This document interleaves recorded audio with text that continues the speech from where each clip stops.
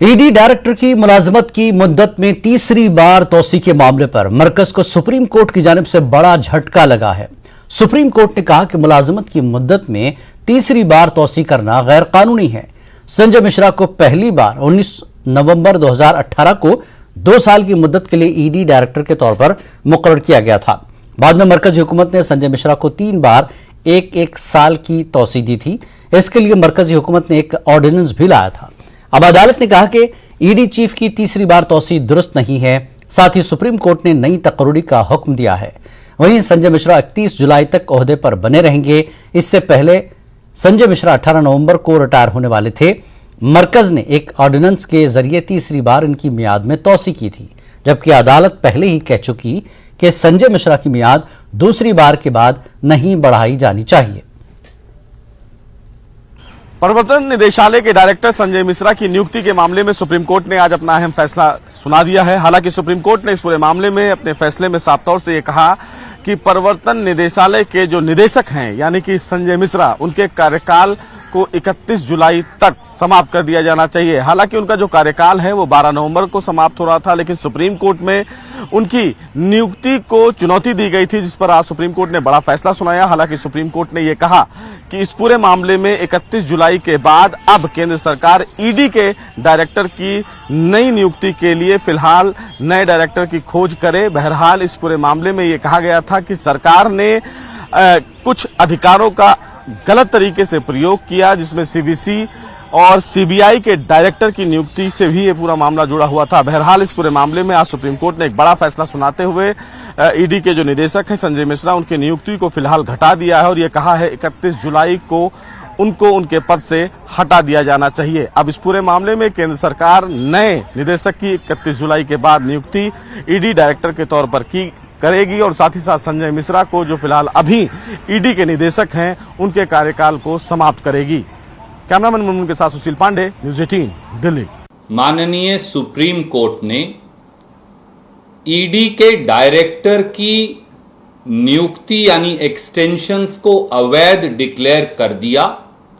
ED के director को पद मुक्त करने का निर्णय दिया और यह हुक्म दिया कि 31 जुलाई तक एनफोर्समेंट डायरेक्टरेट के डायरेक्टर अपने पद से पदमुक्त कर दिए जाएंगे।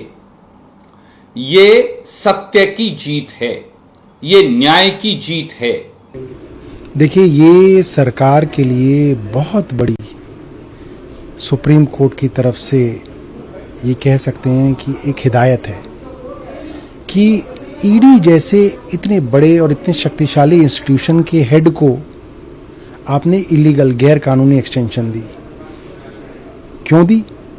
क्योंकि जो आरोप बार बार अपोजिशन पार्टीज लगा रही हैं कि आप ईडी का इस्तेमाल राजनीति के लिए कर रहे हैं, अपने पॉलिटिकल अपोनेंट्स को आर्म ट्विस्ट करके अपनी पार्टी में मिलाने के लिए, डराने धमकाने के लिए ईडी का इस्तेमाल किया जा रहा है। क्यों आपको ऐसा लगता है कि एक अफसर को आप बार बार एक्सटेंशन देंगे? क्योंकि वो अफसर आपकी बात मान रहे हैं, क्योंकि आपके पॉलिटिक्स को ये सूट करता है। उन अफसरों का क्या होगा जो अब तक जो है 2 साल से, जिनकी वजह से वो ईडी के डायरेक्टर नहीं बन पाए? उनका तो आपने 30-40 साल का करियर खत्म कर दिया। दफा 370 को हटाने के मामले पर आज सुप्रीम कोर्ट में समाअत हुई। सुप्रीम कोर्ट की 5 जजों की आईनी बेंच ने कहा कि वो 2 अगस्त से इस मामले की समाअत शुरू करेगी। सुप्रीम कोर्ट के आईनी बेंच ने तमाम फरीकों से जवाब तलब कर लिया है। मरकजी हुकूमत की जानिब से सुप्रीम कोर्ट से आर्टिकल 370 हटाए जाने के बाद कश्मीर के हालात में तब्दीली के बारे में मालूमात हासिल की गई हैं। 25 जुलाई तक तमाम फरीकैन जवाब दाखिल कर सकते हैं। सीजीआई ने कहा कि पीर और जुमे के अलावा सुबह 10:30 बजे से समाअत होगी। सीजीआई ने कहा कि आर्टिकल 370 से मुताल्लिक कोई दस्तावेज 27 जुलाई के बाद अदालत में दाखिल नहीं किया जाना चाहिए। सुप्रीम कोर्ट की आईनी बेंच ने कहा कि केस से मुताल्लिक तमाम दस्तावेजात पेपरलेस दायर किए जाएं। सुप्रीम कोर्ट जम्मू कश्मीर की सूरत हाल से मुताल्लिक मरकज की तरफ से दाखिल करदा नए हलफनामे पर समाअत नहीं करेगा। आईनी बेंच ने कहा कि वो सिर्फ आईनी मामले पर ही समाअत करेगा।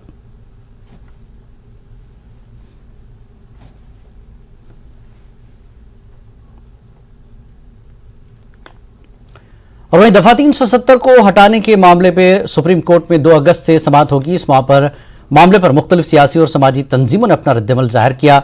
National conference leader Hasnain Masoodi ने कहा कि सुप्रीम कोर्ट में दफा 370 पर 2 अगस्त से मुसलसल समाअत एक अच्छी शुरुआत है। उन्होंने कहा कि 5 अगस्त 2019 को किए गए फैसले आइन के मुताबिक नहीं थे। पीडीपी तर्जुमान मोहित भान ने कहा कि हुकूमत ने सुप्रीम कोर्ट को हलफनामे के जरिए गुमराह करने की कोशिश की। उन्होंने कहा कि वो सुप्रीम कोर्ट में समाअत का खैर मकदम करते हैं। अवामी नेशनल कॉन्फ्रेंस की नायब सदर मुजफ्फर शाह ने आर्टिकल 370 पर सुप्रीम कोर्ट में समाअत पर आवाम की निगाहें हैं।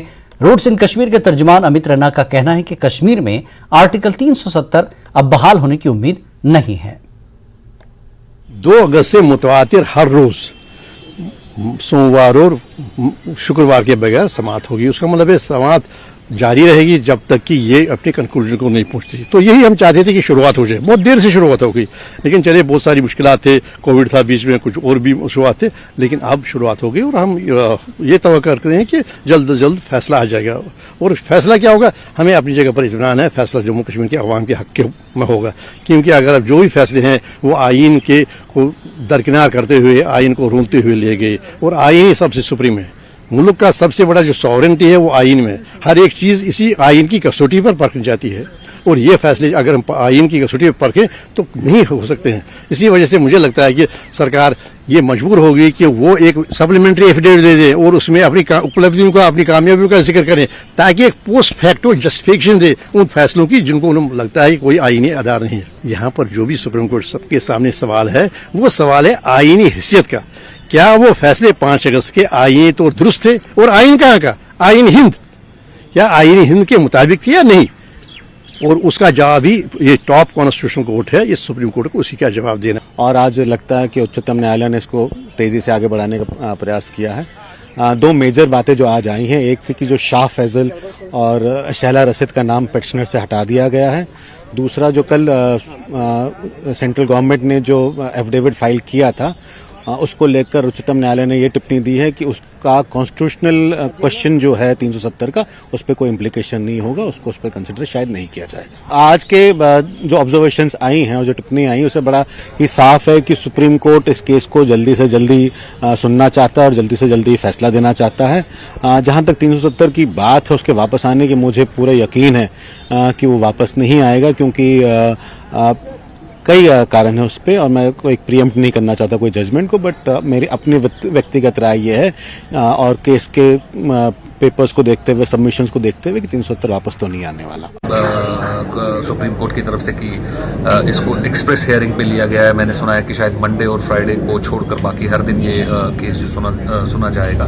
लेकिन सबसे जरूरी चीज जो मैं समझता हूँ इसके अंदर ये है कि जैसे सुप्रीम कोर्ट को एक एफिडेविट के जरिए गुमराह करने की कोशिश की जा रही थी और एक लॉ एंड ऑर्डर सिचुएशन के बारे में एफिडेविट दिया गया था कि यहाँ पे सड़कें बन रही हैं, पुल बन रहे हैं, कॉलेज खुल रहे हैं, स्टोन पेल्टिंग नहीं है, तो उसके ऊपर जो चीफ जस्टिस साहब है उन्होंने एक नोटिस लिया और ये कहा है कि हम कॉन्स्टिट्यूशनल लीगैलिटी, आईनी जो इसकी लीगैलिटी है उसको हम डिस्कस और डिबेट कर रहे हैं, ना कि इस चीज को कि क्या लॉ एंड ऑर्डर सिचुएशन है, जो एक वेलकम मूव है। हमारी पार्टी की सदर महबूबा मुफ्ती साहिबा ने कल ये सवाल जो है लोगों के सामने भी लाया था और ये क्वेश्चन भी किया था कि सेंटर के एफिडेविट को कि हम इस चीज की लड़ाई नहीं लड़ रहे हैं कि यहाँ सड़कें कितनी बन गई या पुल कितने बन गए, हम इस चीज की लड़ाई लड़ रहे हैं कि क्या जो 5 अगस्त 2019 को फैसला लिया गया वो आईनी तौर के ऊपर सही है या गलत है।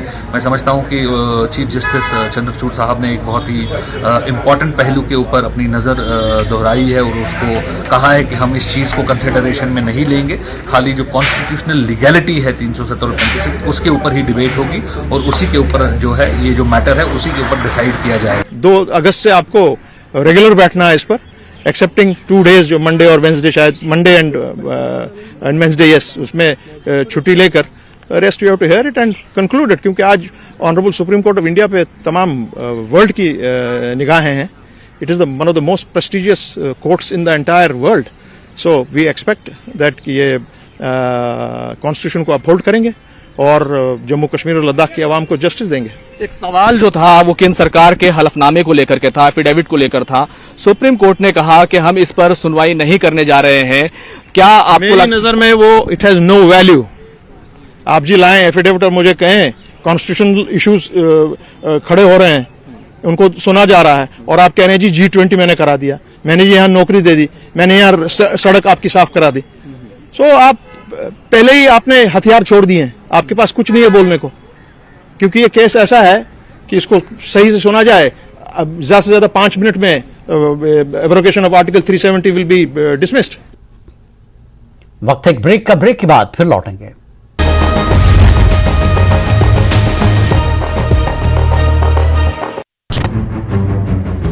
बोझ डाल गई।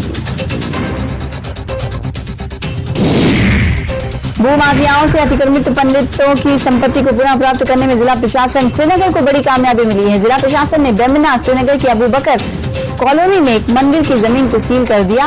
मंदिर की संपत्ति पर भूमाफिया ने कब्जा कर लिया था।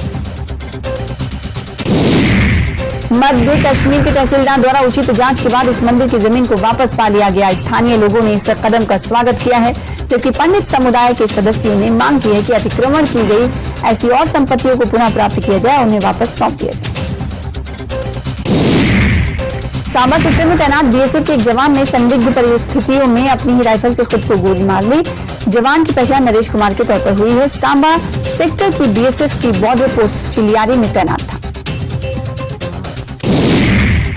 श्रीनगर में स्मार्ट मीटर को लेकर लोगों में रोष। गुजवारा में स्थानीय लोगों का विरोध प्रदर्शन देखा गया। पीओजेके से सक्रिय स्थानीय आतंकवादियों पर जम्मू कश्मीर पुलिस का शिकंजा। डोडा, किश्तवाड़ और रामबन में आतंकियों की संपत्तियों को कुर्क करने की तैयारी। श्री अमरनाथ जी यात्रियों की काफी अच्छी संख्या देखने को मिल रही। पवित्र शिवलिंगम के दर्शन कर जम्मू लौट रहे तीर्थयात्री सरकार की ओर से की गई व्यवस्था से संतुष्ट नजर आ रहे हैं। प्रशासन के साथ साथ सुरक्षाकर्मी भी उन्हें हर तरह की सहायता मुहैया करा रहे हैं। तीर्थयात्रियों का कहना है कि वो भविष्य में फिर से दर्शन के लिए आएंगे और उन अन्य दोस्तों और रिश्तेदारों को भी साथ लाएंगे। रोजाना हजारों की संख्या में अमरनाथ यात्री जम्मू पहुंच रहे हैं। तीर्थयात्रियों की संख्या में वृद्धि के साथ जम्मू शहर में व्यापार तेजी से बढ़ रहा है। जम्मू पहुंचने के बाद तीर्थयात्री जम्मू शहर में निजी होटलों और लॉज का विकल्प चुनते हैं। इससे शहर में होटल और लॉज से जुड़े लोगों की संख्या 7% तक उनके कारोबार में वृद्धि हुई। कई श्रद्धालु बालकों में पहलगाम में अमरनाथ यात्रा के आधार शिविरों तक पहुंचने के लिए वाहन किराए पर लेना पसंद करते हैं। ऐसे में परिवहन व्यवसाय को भी अच्छी। देश प्रदेश में एक बार फिर आपका स्वागत है। गुज़श्ता 4 दिनों से बारिश हो रही है, जिसकी वजह से 7 रियासतों और एक मरकज के ज़ेर इंतजाम इलाके में इसका असर देखा गया। बारिश की वजह से गुज़श्ता 24 घंटों के दौरान मुख्तलिफ रियासतों में 44 से ज्यादा अफराद हलाक हो चुके हैं। हिमाचल प्रदेश की बात करें तो इसमें 20 लोगों की मौत हुई है, जबकि बारिश से मुताल्लिक वाकयात में उत्तर प्रदेश में 8 अमवात हुई हैं। इसलिए भारी बारिश से मुतासर होने वाली रियासतों को देखते हुए एनडीआरएफ की 39 टीमें तैनात की गई हैं। पंजाब में 14 टीमें, हिमाचल में 12, उत्तराखंड में 8 और हरियाणा में 5 टीमें तैनात की गई हैं। इसके साथ ही राजस्थान में अजमेर, पाली और करौली समेत 14 अजला में गुज़श्ता 24 घंटों में शदीद बारिश हुई है। माउंट आबू में सबसे ज्यादा 231 मिलीमीटर बारिश हुई। वहीं दिल्ली, उत्तर प्रदेश, पंजाब, हिमाचल में एनडीआरएफ की कई रिजर्व टीमों को रखा गया है। जरूरत पड़ने पर मूवमेंट करवाया जा सकता है। एनडीआरएफ के हेडक्वार्टर से हमारे नुमाइंदे शंकर आनंद की एनडीआरएफ के डीआईजी ऑपरेशन मोहसिन शहीदी से खास बातचीत देखिए। लगातार हो रही बारिश के वजह से 4 राज्यों में काफी असर देखने को मिल रहा है, लेकिन किस तरह से वहां पर राहत और बचाव कार्य किया जा रहा है, इस मामले को समझते हैं। एनडीआरएफ के डीआईजी मोहसिन साहब हमारे साथ में हैं, जिनसे समझते हैं। इस वक्त मैं उनके कंट्रोल रूम में हूं। सर, मैं जानना चाहूंगा कि किस तरह से 4 राज्यों में विशेष तौर पर आप लोग राहत और बचाव कार्य में जुटे हुए हैं। देखिए, हिमाचल और पंजाब में जो क्षेत्र हैं ज़्यादा अफेक्टेड हुए हैं। इसमें अभी हिमाचल में सिचुएशन इम्प्रूव्ड है। आज बारिश मॉडरेट हो रही है। जो रिवर्स हैं उनके भी जो पानी अभी कम हो रहा है। कुछ एरियाज़ हैं जो कट ऑफ हैं। कुल्लू मनाली एक्सेस और लाहौल स्पीति में भी हमें इंफॉर्मेशन मिली है कि कुछ टूरिस्ट स्ट्रैंडेड हैं। उनसे संपर्क करने की कार्रवाई की जा रही है स्टेट एजेंसीज द्वारा, और जैसे ही ये रफ्ता होता है कार्रवाई होगी, टीम्स आगे मूव करेंगी देखने के लिए क्या और एडिशनल हेल्प चाहिए। उसके लिए हमारी टीम्स स्टैंड बाई पर हैं। पंजाब में सिचुएशन आज वहाँ भी इम्प्रूव्ड है। हालांकि वो 8 स्टेट्स जो डिस्ट्रिक्ट्स हैं वहाँ पर काफ़ी फ्लडिंग है। कार्रवाई अभी भी जारी है। अम्बाला में पटियाला, रूपनगर में अभी इवैक्यूएशन चल रहा है और चूंकि बारिश हुई है उत्तराखंड में, उसका असर यहाँ देखने को मिल रहा है। तो आने वाले 1-2 दिन में ये कार्रवाई अभी चलेगी, टीम्स हमारी रहेंगी वहाँ पर मौजूद। जो दिल्ली की स्थिति है उस पर भी हमारी निगाह है, राइजिंग ट्रेंड है यहाँ पर यमुना का। तो इसमें जो मैग्नेट एरिया में जो लोग कई बार रहते हैं और अगर वो अफेक्टेड होते हैं इससे और उनको निकालने के लिए इवैक्यूएशन की जरूरत पड़ेगी तो वो कार्रवाई भी की जाएगी। उत्तराखंड की बात करें तो उत्तराखंड और राजस्थान, वहां पे किस तरह से सिचुएशन है? राजस्थान की बात करें तो राजस्थान में माउंट आबू वाला जो एरिया है वहां पे भी काफी असर देखने को मिला है बारिश की वजह से वहां पे।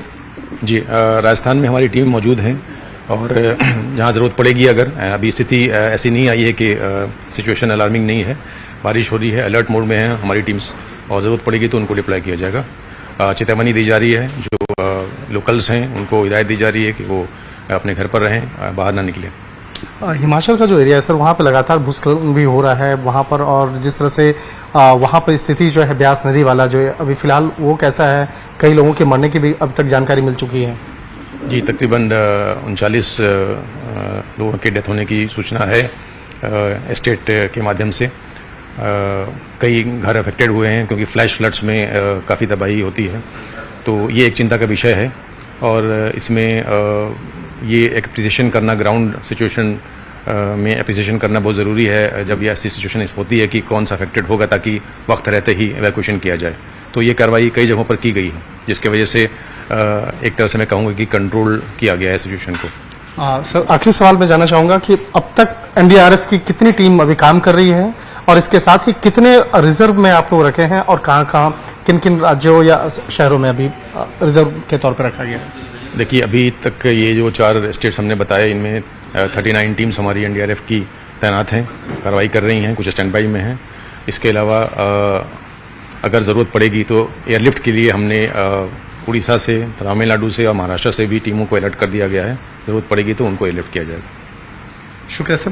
निश्चित तौर पे कहा जा सकता है कि जिस तरह से देखिए एनडीआरएफ की जो टीम है लगातार कंट्रोल रूम से हर राज्यों में बाकायदा मॉनिटर कर रही है, और एक चार्ट देखा जाए ये पंजाब, हिमाचल, हरियाणा, उत्तराखंड और चंडीगढ़, यहाँ पर कितनी टीम यहाँ पे काम कर रही है, किन किन शहरों में काम कर रही है, वो तमाम यहाँ पे देखा जा सकता है। और कहा जा सकता है कि जिस तरह से लगातार इन तमाम मसलों पर राहत और बचाव कार्य को एनडीआरएफ मॉनिटर करने के साथ साथ कोशिश कर रही है कि जितना जल्द से जल्द किसी भी एक लोकेशन से दूसरे लोकेशन में पहुंचने में कम से कम वक्त लगे, इसके लिए भी लगातार प्रयास कर रही है। वीडियो जर्नलिस्ट प्रकाश गुप्ता के साथ शंकर आनंद, न्यूज 18 दिल्ली। हिमाचल प्रदेश में बारिश ने तबाही मचा रखी है, लगातार रेस्क्यू ऑपरेशन जारी है। मुतासरा इलाकों का सीएम सुक्खू ने दौरा किया। सीएम सुक्खू ने आज मंडी, कुल्लू, भवंतर, आउट, सांझ और कसोल का फजाई सर्वे किया। इस फजाई सर्वे के बाद सीएम सुक्खू ने सांझ को फौरी तौर पर 1 करोड़ रुपए की इमदाद दी। उन्होंने कहा कि 50 साल बाद बारिश ने इतनी तबाही मचाई है और इसकी वजह से तमाम पंचायतों की सड़कें टूट चुकी हैं। वज़ीर आला ने कहा कि हुकूमत तमाम मुतासरीन के साथ खड़ी है। हमारा ये प्रयास है कि चंद्रताल में जो सीनियर सिटीजन्स लोग हैं, जिनकी उम्र 60 साल से ऊपर हो चुकी है, बच्चे और महिलाएं हैं, उनको अभी हमें अब सुबह जब हेलीकॉप्टर गया तो वो नज़दीक से वापिस आ गया क्योंकि मौसम एकदम खराब हो गया। तो अभी 15 मिनट के बाद उस हेलीकॉप्टर को हम भेज रहे हैं और चंद्रताल से जो इवैक्यूएशंस है उसको हम शुरू करने जा रहे हैं। मणिकर्ण वाले रोड को और कसोल वाले रोड को मैं खुद देख रहा हूँ और मेरा ये मानना है कि आज शाम तक हम वहाँ से इवैक्यूएशन स्टार्ट कर देंगे।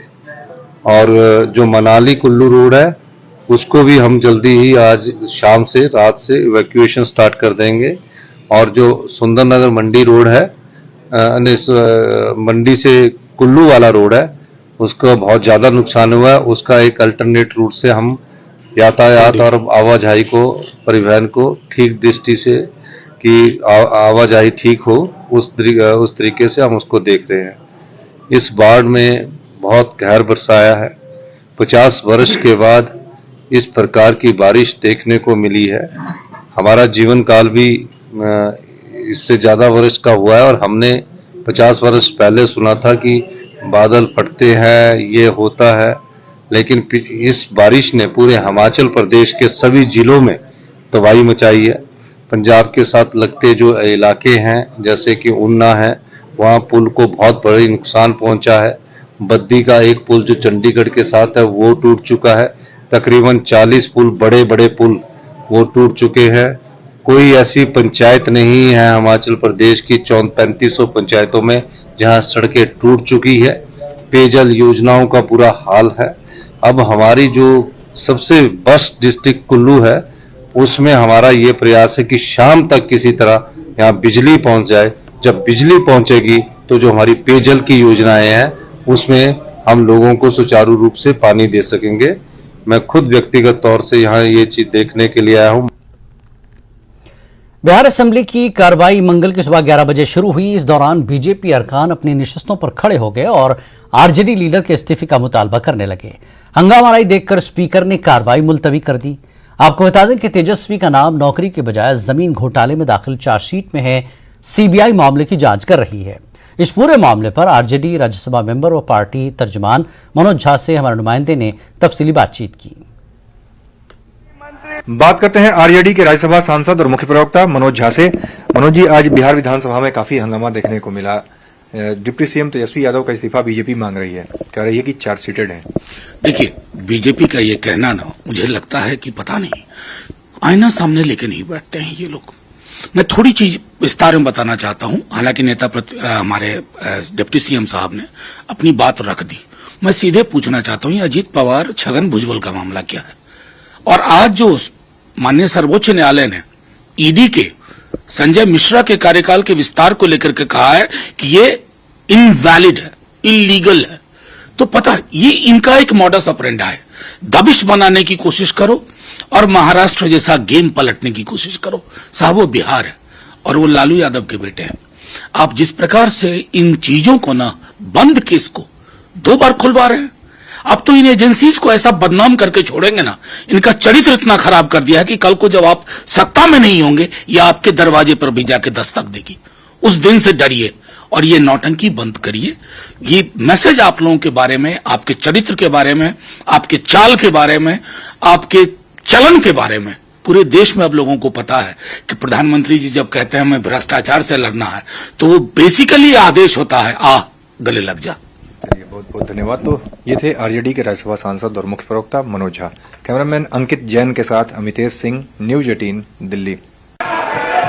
आप सबों से मेरा यह विनम्र अनुरोध है कि मोबाइल फोन सदन में न लाएं, क्योंकि सदन की कार्यवाही के समय फोन बजने से कार्य में बाधा पहुंचती है। प्राय यह भी देखा गया है कि माननीय सदस्यगण अपने मोबाइल फोन से सदन की कार्यवाही का फोटो लेते हैं एवं वीडियो बनाते हैं। यह भी श्रोता अनुचित है, इसलिए आप अपना मोबाइल फोन सदन में न लावें तो ज्यादा अच्छा है। दिल्ली में बुलेट चाय वाला काफी सुर्खियों में है। जी हां, दिल्ली के उत्तम नगर में जनक सिनेमा के नजदीक अपनी बुलेट के पीछे चाय का स्टॉल लगाने वाले अभिषेक भारद्वाज सोशल मीडिया पर खूब वायरल हैं। खास बात यह है कि उन्होंने 10 सालों तक कारपोरेट में नौकरी भी की। नामवर इदारे में बैंक मैनेजर के ओहदे पर फायज रहते हुए माहाना 75,000 रुपए तनख्वाह भी हासिल की। अब उसे छोड़कर वो लोगों को चाय पिला रहे हैं। बुलेट चाय वाले से बातचीत की हमारी नुमाइंदा रचना ने। देश भर में कोविड के बाद स्टार्टअप का काफी ज्यादा क्रेज देखा जा रहा है। जर्नलिस्ट चाय कैफे, पत्रकार चाय दुकान, MBA चाय वाला जैसे कई सारे नाम जो हैं वो लैंडमार्क बनकर उभरे हैं और अब इसी लिस्ट में बुलेट चाय वाला का नाम भी जुड़ गया है। इन दिनों सोशल मीडिया पर बुलेट के पीछे चाय लगाने वाले अभिषेक भारद्वाज की बुलेट चाय वाला नाम से दुकान काफी ज्यादा वायरल हो रही है, क्योंकि जिस तरीके से बुलेट पर वो चाय बनाते हैं और वो नाम भी ऐसा है जो जहन में एक बार अगर आप सुने तो वो रह जाए, बुलेट चाय वाला। और उस चाय को बनाने वाले जो अभिषेक भारद्वाज है वो भी हमारे साथ है, तो उनसे ही हम बात करते हैं। अभिषेक, जिस तरीके से स्टार्टअप की बात अगर हम करें तो कोविड के बाद काफी ज्यादा क्रेज देखा जा रहा है और आपने भी एक अपना खोला है बुलेट चाय वाला, क्या है इसके पीछे कहानी? पीछे की कहानी है मैम कि अपने लिए कुछ करना था, माइंडसेट था कि कुछ नया करूं और लिंक से हटके करूं, मार्केट से थोड़ा सा हटके करूं। तो ये सोच के कुछ अलग करने के चक्कर में जॉब भी मैंने बहुत लंबी कर ली, 10 साल मैंने नौकरी कर ली। नौकरी को छोड़ के मैं सोचा कि चलो बिजनेस लाइन में आते हैं। बिजनेस लाइन में आने के लिए कुछ नया करना है। अब नया देश प्रदेश में फिलहाल इतना ही। नमस्कार।